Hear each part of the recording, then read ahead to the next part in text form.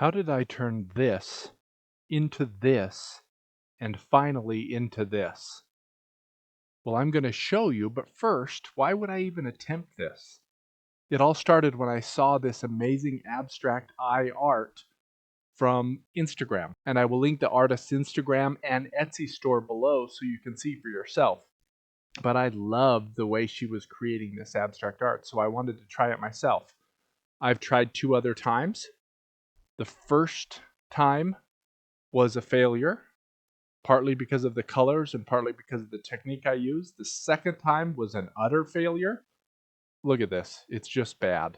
So this time what I'm doing is using some pre-mixed paints from Artist Loft so I don't have to worry about mixing them up, and just trying some different tools to move the paint around to see if I can get a similar look.